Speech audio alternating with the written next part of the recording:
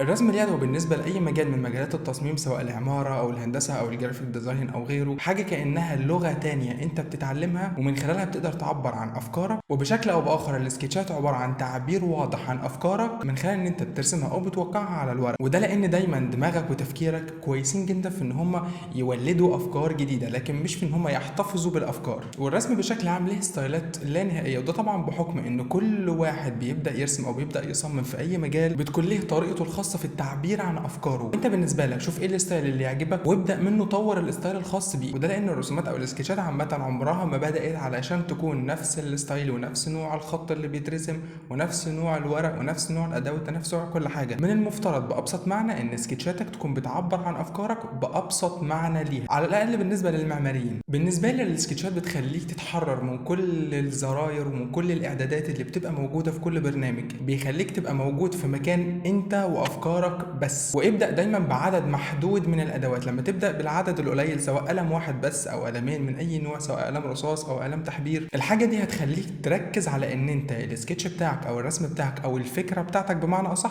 تطلع باوضح شكل ليها. اول ما تبدا ترتاح وتتعود على الادوات المحدوده جدا اللي انت اخترتها لنفسك في البدايه، ابدا شوف ادوات جديده، سواء اقلام جديده، ورق جديد، الوان جديده، شوف اي انواع جديده تانية من الادوات اللي انت تقدر تبدا بيها. وابدا بعد ما يكون عندك خلفيه كويسه عن مجموعه كبيره من الادوات، ابدا اختار منها الاحسن ليك والافضل ليك، وابدا منها ارسم الرسومات الخاصه بيك او ابدا ارسم الستايل الخاص بيك. وهي دي اول البدايات، ان انت تعرف ان كل قلم ممكن نفس القلم يطلع تونات مختلفه، وده لان كل سكتش او كل رسمه لازم يكون فيه نوع من اللايرز او لازم يكون فيه نوع من العمق عشان تعرف السكتش بتاعك بيوضح المعلومات المهمه جدا والمعلومات الاقل اهميه والمعلومات اللي هي مجرد جايد لاينز ليه. فانت الثلاث درجات من المعلومات دي لازم يبقوا موجودين في نفس السكتش عشان تتاكد ان السكتش بتاعك بيحتوي على نفس الثلاث معلومات المختلفه دول في كل سكتش. ابدا بعينك كده نص فتحه وبص على السكتش بتاعك، هل انت بدات المعلومات الاكثر اهميه تظهر معاك والمعلومات اللي هي نص اهميه والمعلومات اللي هي ارشاديه ليك تختفي وتظهر بس المعلومات المهمه جدا؟ كده انت ماشي في الاتجاه الصح. عشان تعلي من جوده السكتشات بتاعتك والرسم بتاعك خطوه ازيد كمان وتخلي تفكيرك يعبر باوضح شكل ممكن ليه من خلال ايديك عن افكاره، فانت هتحتاج ان انت تاخد مستواك في الرسم كمان خطوه ازيد، وان انت تتعلم ترسم اناتومي. ايه لازمه ان انت كمعماري تتعلم ترسم اناتومي؟ من البدايه خالص انت بتستخدم اصلا المصطلحات الطبيه احيانا في وصف بعض الحاجات الانشائيه، زي مثلا الهيكل الخرساني احنا بنقول عليه سكيلن بونز اللي هو الهيكل العظمي، ودي حاجه هتخلي تفكيرك ودماغك اعمق في نظرتها للسكتشات وهتخلي سكتشاتك اخف واوضح ما يكون عن الافكار اللي انت عايز تقولها من خلال الرسومات بتاعتك. وكمان هتخلي تفكيرك في الرسومات مش مجرد ان دي حاجه 2 دي على الورق بس، هتخليك كل خط انت بترسمه وكل حاجه انت بترسمها كانها 3 دي قدامك، كان ده مجسم انت شايفه قدامك فعليا. وطبعا نتيجه لكده ان السكتشات بتاعتك هتكون واضحه جدا في التعبير عن افكارك، وهو ده الهدف اصلا من اي رسومات بدائيه ايا كانت. وطبعا قاعده اساسيه، كل ما كنت مرتاح اكتر وانت بترسم كل ما كانت الرسومات جودتها اعلى. وطبعا زي ما قلنا في النهايه لازم الرسومات اليدوي بتاعتك تحتوي على خلينا نقول 3 انواع مختلفه من المعلومات، جايد لاينز ليك ومعلومات متوسطه الاهميه والمعلومات الاهم. او مثلا بالنسبه للمساقط الافقيه خطوط القطع وخطوط الاسقاط، فمثلا الخطوط اللي انت قاطع فيها بيبقى بسماكه اكبر، الخطوط الاسقاط اللي تحت مستوى القطع بتبقى تون اقل شويه، الخطوط الاسقاط اللي بتبقى فوق مستوى القطع بتبقى بتعملها داش. فدي تعتبر مثلا 3 مستويات مختلفه من البيانات اللي انت بتستخرجها من نفس الرسم. وطبعا دي بابسط معنى للسكتشات، لان انت فيما بعد بتضيف بيانات بصيغه الكتابه على الرسم، ونفس المبادئ اللي بتنطبق على السكتشات اليدوي هي اللي بتنطبق برضو على الرسومات بتاعتك لما بتيجي ترسم على برامج ال2 دي، سواء انت بتشتغل على الكاد، على الريفت، على الاركيكاد، على الفيكتور ورك. الليسته ما بتنتهيش في الاجزاء دي، فانت لازم برضو الرسومات بتاعتك تعبر على 3 مستويات مختلفه او اكتر كمان من المعلومات في ايا كان البرنامج اللي انت بتستخدمه، علشان ما تخليش لما تيجي تنقل السكتشات بتاعتك من ان هي سكتشات لان هي رسومات هندسيه على البرامج،